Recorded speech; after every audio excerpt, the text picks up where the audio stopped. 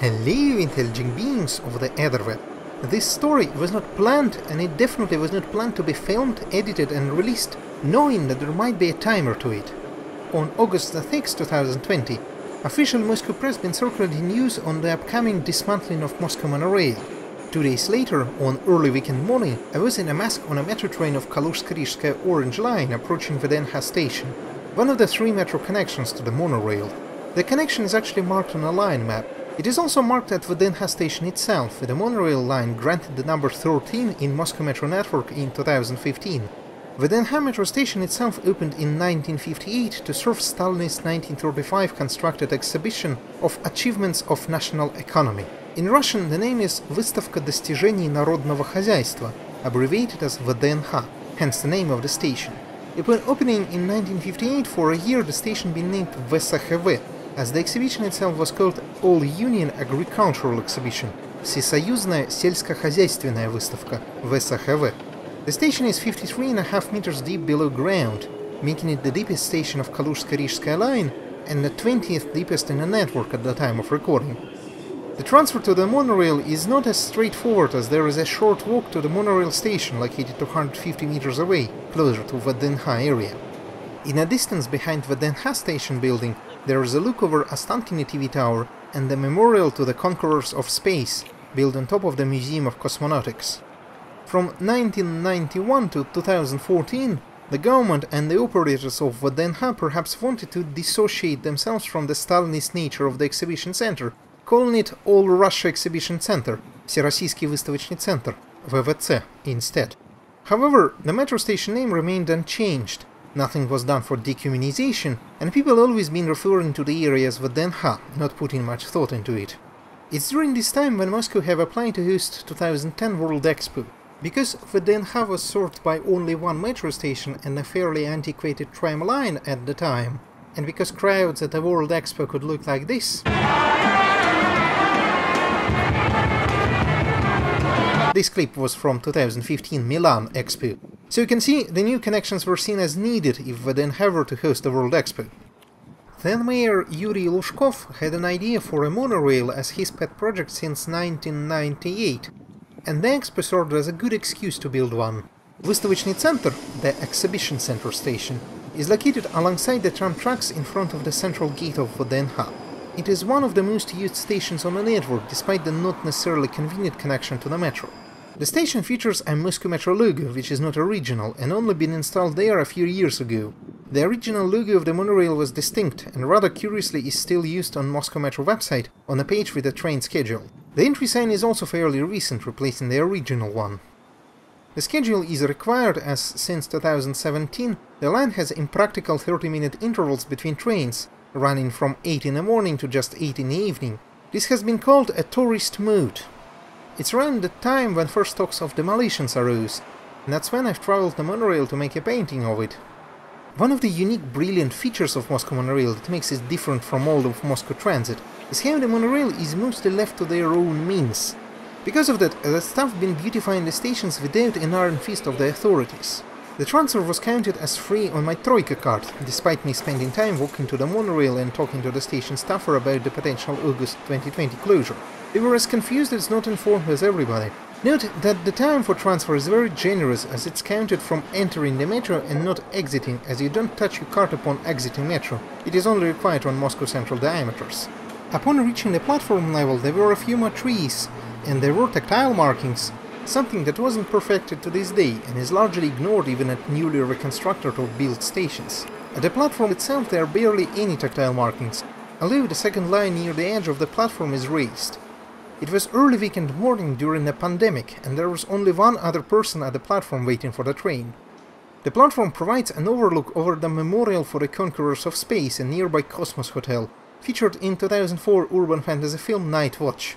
The hotel has 6.9 rating on Booking.com, with one of the reviews calling it "Have a Night's Sleep in USSR attraction."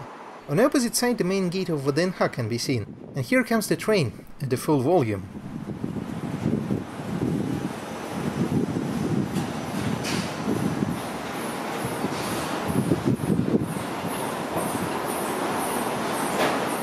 It is quieter than the trams below, quieter than all light rail networks personally traveled.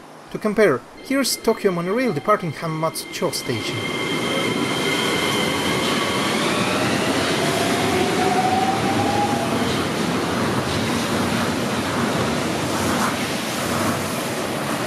Moscow Monorail is unique in the world by how it's driven with a linear induction motor.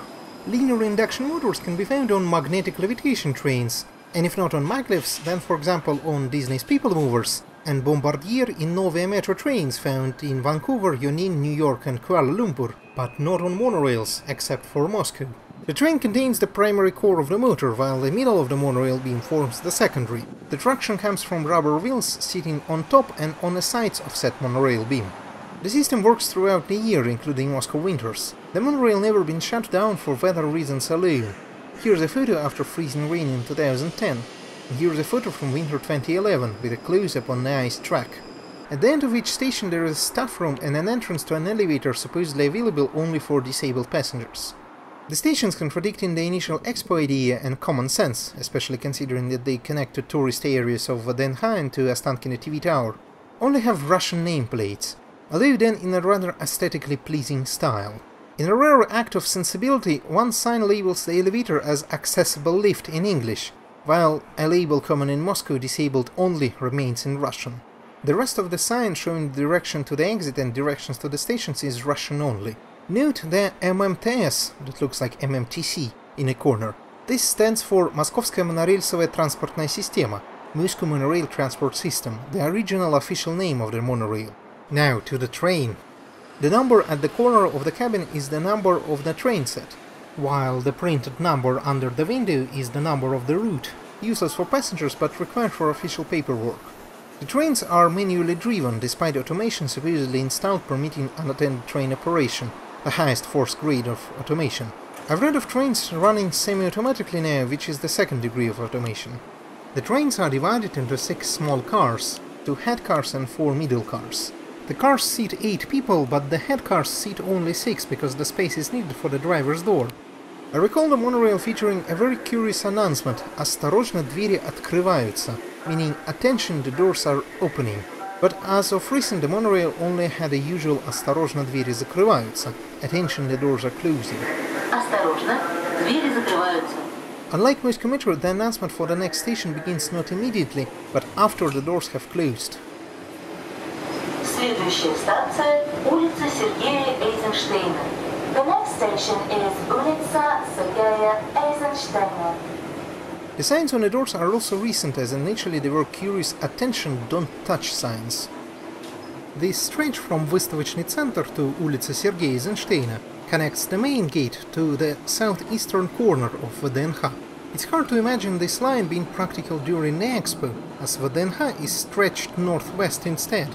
The closest улица Сергея Эйзенштейна gets are pavilions 70 and 75, sometimes rented for industry exhibitions. Улица Сергея Эйзенштейна means Sergei Eisenstein Street. Sergei Eisenstein is an early Soviet filmmaker. It is perhaps appropriate that the statue that can be seen on the right served as a logo for Soviet film studio Mosfilm. The worker and kolkhoz woman statue was designed by Vera Mukhina for the Soviet Pavilion of 1937 World Expo in Paris. Later it was moved to Moscow. Станция улица Сергея Эйзенштейна. Конечно, поезд дальше не идет. Просьба выйти из вагона. This is улица Сергея Эйзенштейна. This train terminates here. All change, please. In addition to the train announcement, there are repeating announcements by the station staff.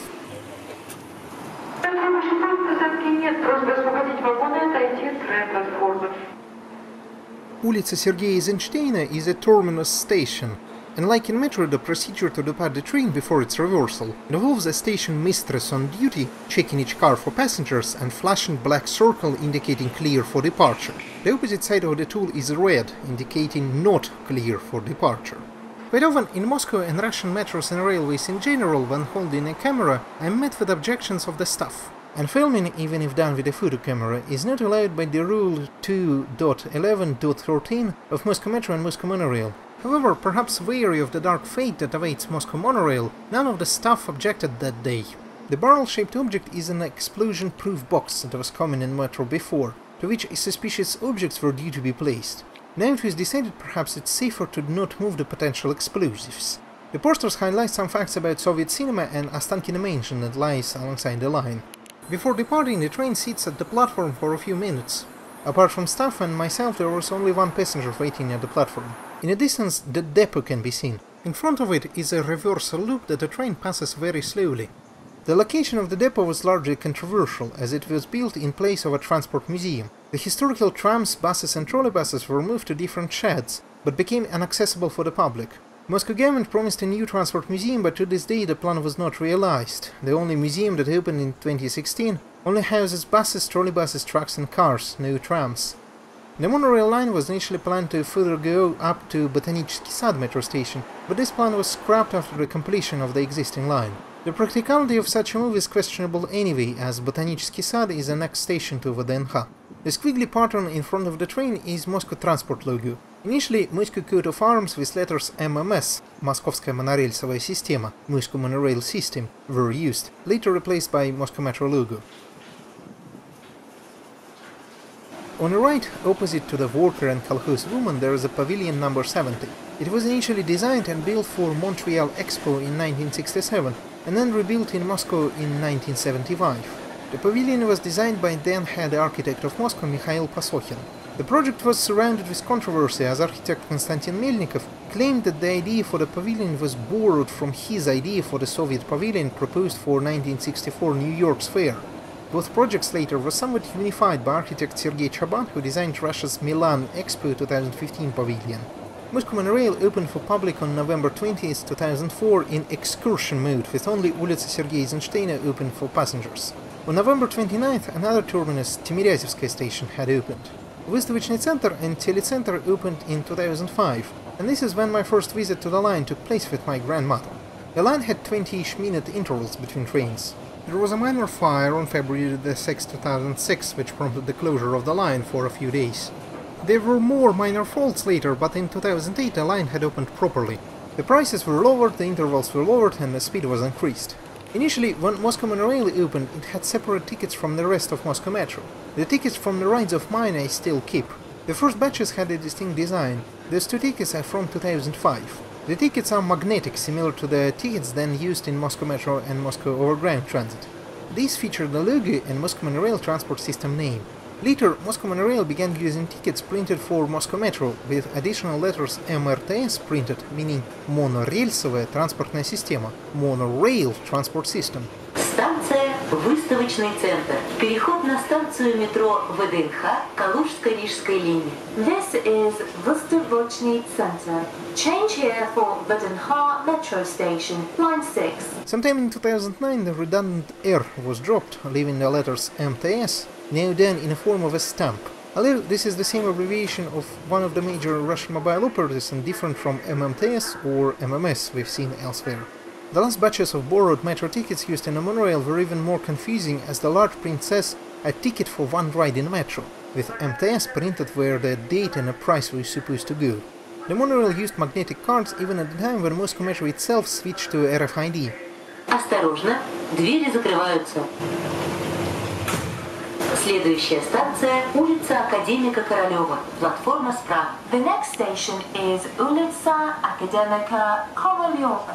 Doors will open on the right. These many tickets I have because at the time the monorail was not covered by social cards I've been using as a student, so I always had to buy a separate ticket. In 2013, Moscow Monorail was integrated with Moscow Metro, with Troika transit cards and social cards working as usual. Sometime later, perhaps at around 2015, the free transfer option was added. It's free to transfer between Metro and the monorail. This stretch from Выставочный Center to улица Академика Королева is adorable in how it passes through trees, sometimes brushing against the train. Улица Академика Королева, the street of academician Korolev, named after Sergei Korolev, the rocket scientist, is the only side platform station in the network, rather uninspiring looking. There is no one at the station besides myself. The exit from the platform is somewhat backwards, as you're supposed to go up the stairs first, and only then there are escalators down. Like in Выставочный Center, улица Академика Королева has an adorable green corner. However, where the initiative of the station staff is not enough, the neglect is noticeable. The glass in the escalator gallery is dirty. Some of the panels are even shattered, and the escalators themselves are rather rattling sounding. The station exit leads to tram tracks with the monorail line going on top of those. There it was a good opportunity to compare the noise of the monorail to the noise of the tram, and look at the monorail from below.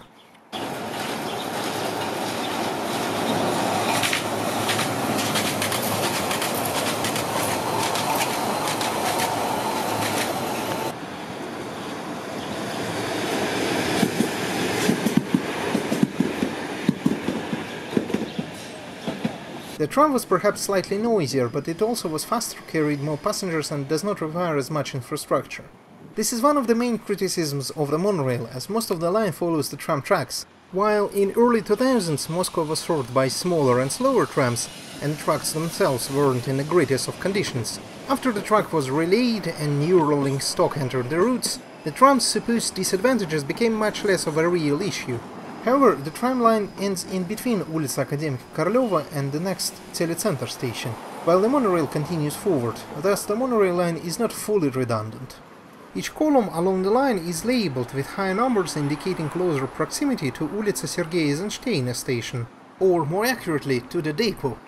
If there are two columns at the same spot, the letters L or P are added, indicating left, levo, or right, pravo. On the right side of the track, on the opposite side to Ostankino Pond, Troitsky Church and Ostankino Mansion can be seen, with a huge Ostankino Park behind. Ostankino Mansion was a suburban property of Sheremetyev Count family constructed in 1790s. The name Улица Академика Королёва, the street of Academician Korolёv, is known for Soviet and post-Soviet kids from TV shows. They used to give the address at the end of their programs to where one can send their letters. Улица Академика Королёва 19, the street of Academician Korolёv 19, engraved in the mines. It is the address for Ostankino TV Center, located here for adjacency to Ostankino TV Tower, and decorated now like a TV test card. It's here where Telecenter station is, with the station name not really needing a translation.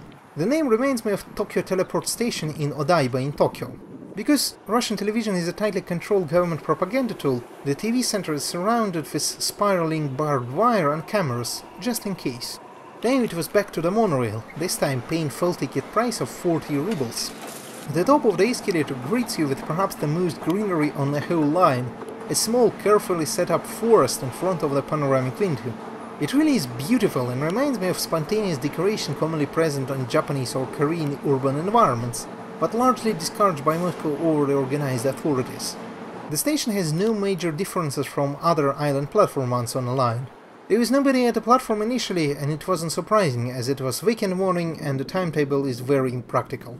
The station theoretically would have been extremely convenient for television workers, but the television jobs are considered low-key elite, and this pretty much means having a car, if not a car with a driver. Perhaps the only people who benefit from the station for the actual commute to their jobs are operators and technicians. But then television jobs are not widely known for having generous working hours, and the monorail only works from 8 to 8 since 2017. Between 2009 and 2017 the intervals and operating times were much more sensible, and it might be a different story. Introduction of inconvenient timetables often precedes the future closures of transport lines, as it helps with lessening up the number of passengers so the operators can report a heavy loss in ridership. Despite the weekend morning, however, 3 passengers did eventually board the train and it doesn't have alighted. Note the red light, it lights up illuminating the end of the train. It likely was required by transport safety regulations. In the distance, behind the departing train peaks Ostankino TV Tower. It is the 4th tallest tower in the world with a height of 540 meters. That day it seems there were only 2 trains on only 2 routes. The approaching train was on a second route, and in each car now there was 1 or few passengers. In this train the automatic announcement system wasn't working and the driver took place instead, resulting in incomprehensible mess in the speakers.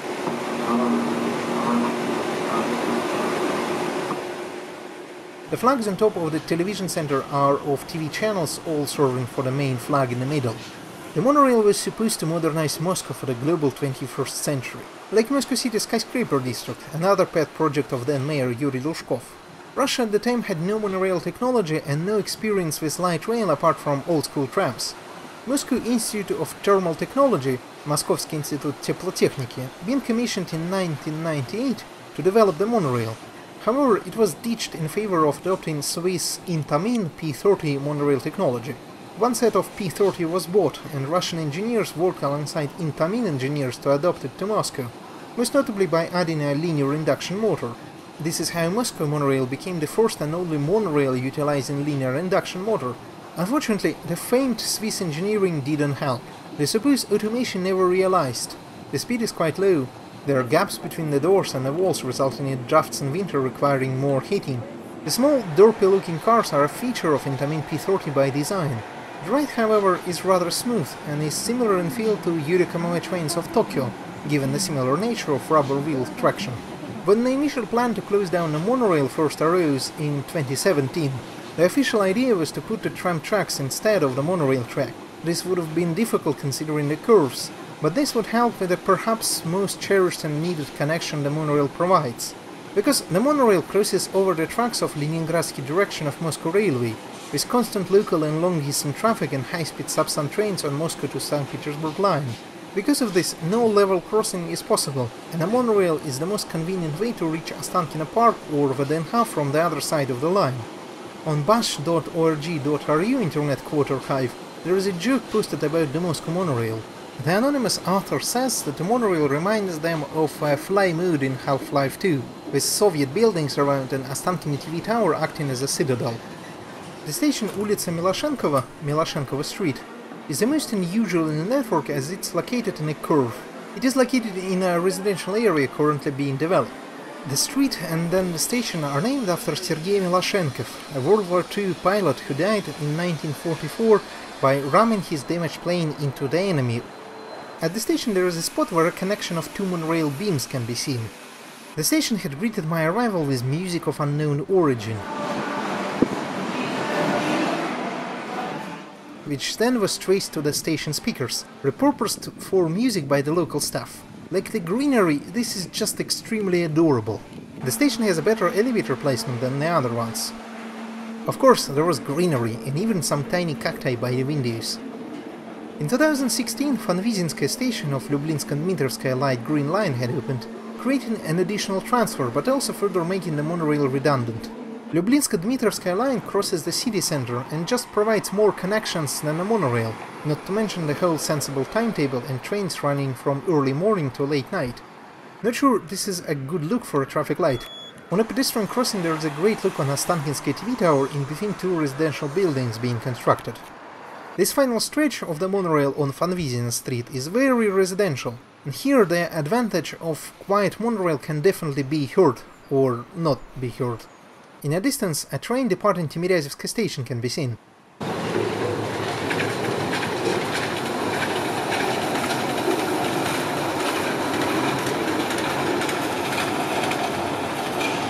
Closer to the station there is a series of malls called depot, constructed alongside the monorail with a proximity to the tracks likely given the name to the complex. On a map of the mall the original monorail logo is still being used. In the upper right corner there is actually another artifact, a historic flying wheel logo of Russian Railways, which was replaced in 2007. The logo represents Timiryazevskaya suburban train station.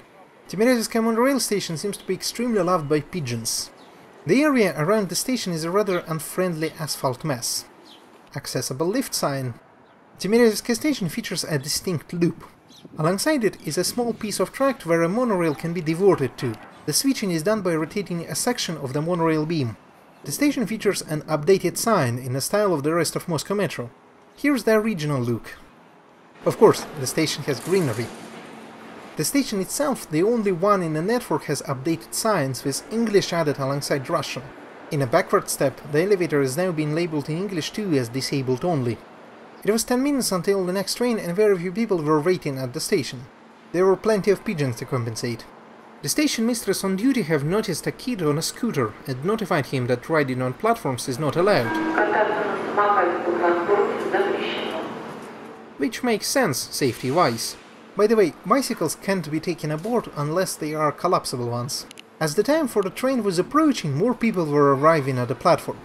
Here's a train from Ulica Sergeia Eisensteina, with most passengers likely embarking it at Vystavочный Center.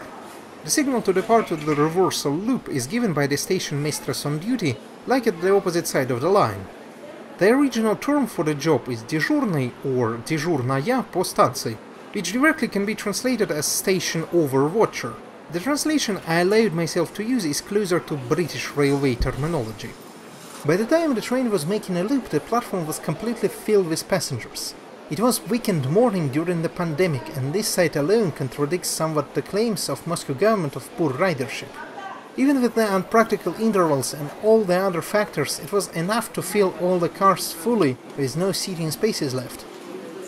The monorail cars initially had a really nice detailed map of the route. The monorail line remains on official Moscow Metro maps and metro trains and on displays. However, Yandex Metro, perhaps the most popular Russian metro map planner, already ditched the monorail.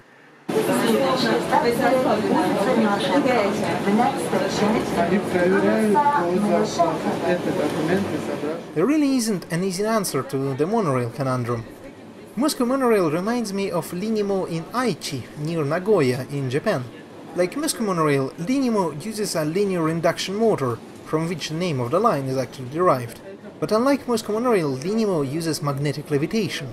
Linimo opened in 2005, built to accommodate the guests of Aichi 2005 World Expo. The same idea as what was behind Moscow Monorail. However, Linimo actually served the actual expo and remained very practical to this day. It can't be denied that Moscow Monorail is rather derpy and plagued with problems since the very beginning. The very idea for the monorail is mostly based on a wish of the mayor to have one. Like how someone playing SimCity might wish to have something in particular on their map. The reality is not SimCity, and the project was misguided. However, the monorail was built. It's been operating for a while now, and it's been in Moscow guidebooks for more than 10 years. The monorail has its own charm, be it from the unique quietness of a linear drive, or from the greenery and beautification done by people, and not by the executives above. While there is definitely a need for some renovations along the line, the monorail infrastructure was built mostly right, with elevators at each station and even tactile markings. The monorail does provide an essential connection across the railway tracks, and is only partially redundant to trams. The initial dismantling idea, which included putting trams instead of the monorail track to utilize the connection, could make sense, but like it wouldn't be practical. Other ideas, such as turning the monorail into art galleries or walkways, are even less practical. None of such is being planned anyway, and the only thing on the menu is complete demolition. It is rather curious that there weren't any talks of extending or diverting the monorail track into VDNH as an option. Under construction in VDNH there is currently an extremely impractical cable car with only 2 stations. Or while, if the tracks from Vystavочный Center were to venture inside VDNH, it could become an essential and very useful connection between the entrance to the pavilion's depot, terminating at Moscow Aquarium, for example. It's not impossible, as Intamin is still around with their P30 technology.